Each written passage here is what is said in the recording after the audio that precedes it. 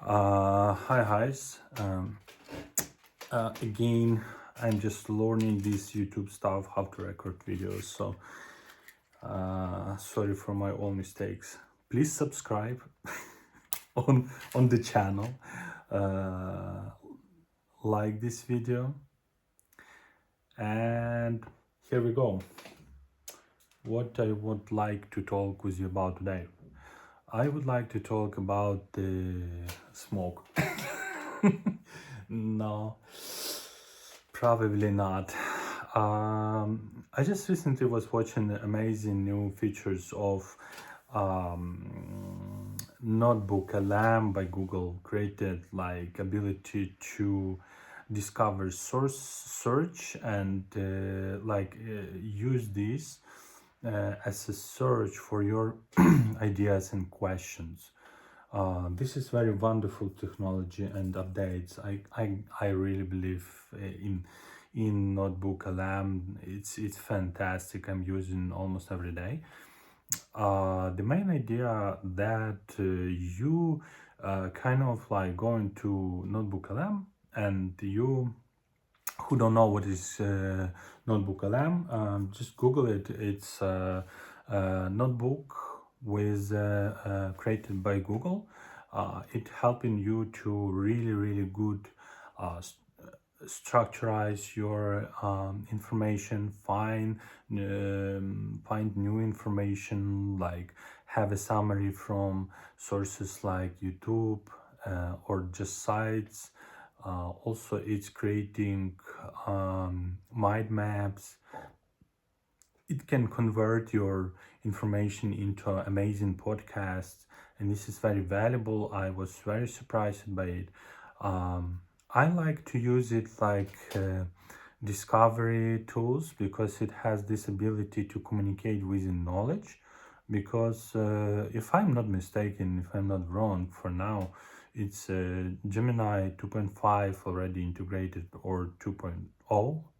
I mean 2.0 already integrated into this technology, and I'm using this in such a way that it's helping me to find really great connection. For example, when it's interesting video, right, I'm not kind of like watching it right away for 30 minutes. For example, I'm firstly sending the link to copying the link and pasting it to the Notebook Alarm, and then I'm trying to create mind map and see what is the mind map of knowledge, right? And for like 3 minutes, I know already what I'm interested in, and it's very useful for every video that is in YouTube, especially those big videos that has a lot of different things, but you don't know actually do you need this information or no. So with this you can even like say, please show me exact time span of your of this video, like of this mind map that I created, and this will produce actually time span by minutes, so you can just go right away to the question that you interesting, and use turn to that minute and watch exactly what you need. If video contain time span, it's amazing, but sometimes it's useful to have this mind map that actually showing the map of whole structure inside some of time spans. And it's really helpful because now I see that we don't have a problem with absence of information.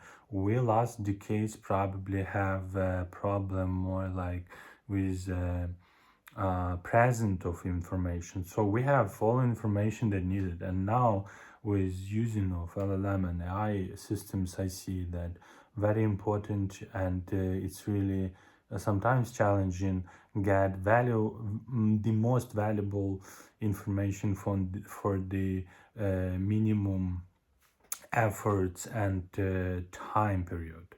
this is probably the challenge of nowadays for me, for sure, because I'm personally using LLMs like almost every day, like almost like 2 years, for a couple of hours, sometimes more than 2 or 3 hours per day. But the challenge I'm facing with this like hallucination, like these minuses of AI systems, so I just come to the conclusion so that it's obvious, it's so obvious and simple idea that by spending a little bit of time on a good prompt, you can really get a lot of values from LLM systems. For example, if you will use just sentence like, I don't know, like what is AI agents, right? In LLM, in a Google LM, notebook LM. So it will produce you like a lot of, it will give you a lot of Wikipedia pages and sites and stuff like that, and they will be useful. It bring all this knowledge base to your notebook LM, and you can communicate with this knowledge. You can see the citations, go to the sources, create mind maps, etc., podcasts from this knowledge. But if you will actually spend like little bit more and will create like more precise prompt, of, based on even like really simple prompt engineering principles, you will really find valuable information that is not obvious, and that is not like general, because this is like big huge minds and general questions actually producing these like general outputs, basically from your inputs depend like outputs. And too much detail, system will hallucinate. Like only a little bit of details in your request, in your input, system will be too generalized.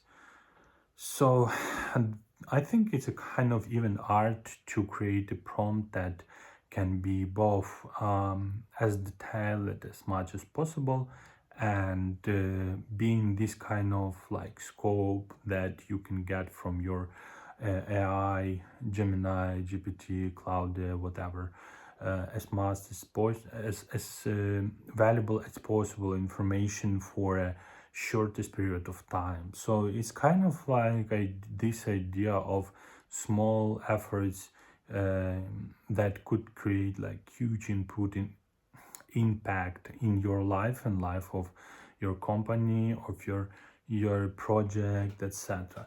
I really fascinated in this like wisdom, that even rooted in the ancient texts, like for example, I would say Maharishi was always explaining this idea that like creating the big impact with a minimal energy spending, like your, for example, transcendental meditation. I'm switching a bit to the spiritual now.